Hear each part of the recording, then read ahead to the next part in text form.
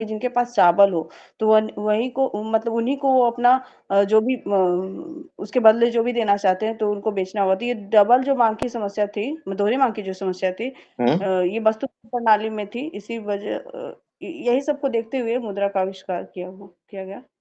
अच्छा, ये सबको देखते हुए मुद्रा का आविष्कार किया गया। बहुत सही बताया आपने।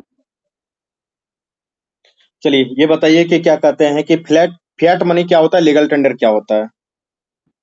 फिएट वो मनी जो भी सर एक मुद्रा के लीगल टेंडर होता है क्योंकि इसमें यह सरकार द्वारा गारंटी प्रदान की जाती है। नहीं, दोनों अलग अलग टर्म है। फिएट मनी अलग टर्म है, लीगल टेंडर अलग टर्म है। देखिए, प्रधानमंत्री महोदय ने जब नोटबंदी किया था 8 नवंबर 2017 को 2016 को, उसमें उनका जो पहला शब्द था आपने सुना होगा कि भाइयों बहनों, कल से 500 रुपये और 1000 रुपये के नोट्स लीगल टेंडर नहीं रहेंगे और यह चलन से बाहर हो जाएगा। इसका क्या मतलब है? अगर आपने उस लाइन को ध्यान से सुना हो तो प्रधानमंत्री जी का शब्द यही था। तो लीगल मतलब टेंडर नहीं रहेगा इसके माने सर, ये गवर्नमेंट जो है ना उसको क्या है गारंटी नहीं देगा वो पैसे का, नहीं, अगर वो सम्मान लेते हैं। मुद्रा अगर कोई तो वो देखिए, दो बातें हैं कि फिएट मनी जो होता है, जैसे सबसे पहले जो मनी होता था, मनी में इंट्रिंसिक वैल्यू होता था। अभी हम सब समझेंगे, जिनको समझ में नहीं आ रहा चिंता नहीं करने आया।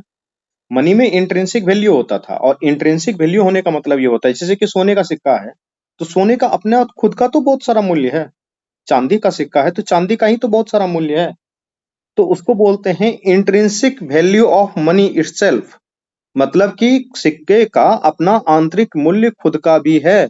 अगर सिक्का सरकार नहीं भी चले, आप सिक्का से हमके चावल नहीं भी देंगे, तो भी सोने का तो यूज होगा ही होगा। ठीक है।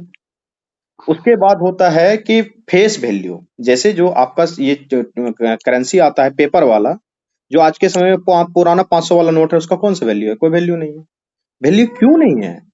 क्योंकि वो जो है कि फिएट मनी है। फिएट मनी मतलब कि सरकार के पास उतने सोने नहीं है सिक्के जारी करने के लिए, उतने चांदी नहीं है सिक्के जारी करने के लिए। ठीक है। तो सरकार क्या करेगी? सरकार क्या करेगी कि आपको जो है कि उसके बदले टोकन मनी दिया जाएगा। Token money as as the form of paper money, as the form of plastic money. ठीक है। तो पेपर मनी की प्लास्टिक मनी फ्रांस वगैरह में जारी होता है, यहाँ नहीं, हमारे यहाँ पेपर मनी चलता है।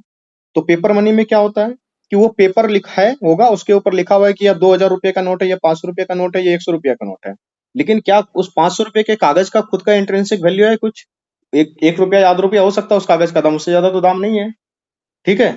तो उसको बोला जाता है कि इस तरीके की जो टोकन करेंसी होती है, उसको जो है कि उसमें उसका इंट्रिंसिक वैल्यू नहीं होता है। तो ऐसे मनी को बोला जाता है फिएट मनी। फिएट मतलब मनी, मतलब ये एक फ्रांस या यूनान का कोई शब्द है, जिसमें शायद फ्रेंच भाषा का ये शब्द है, पता नहीं किसका है, मुझे एग्जैक्ट जानकारी नहीं है। कि हुक्म द्वारा फ्रेंच जारी की गई फ्रेंच है मुद्रा, सर, फ्रेंच है। हुक्म द्वारा जारी की गई मुद्रा। ठीक है। मतलब राजा ने कह दिया, सम्राट ने कह दिया ये मुद्रा चलेगी तो चलेगी। ठीक है।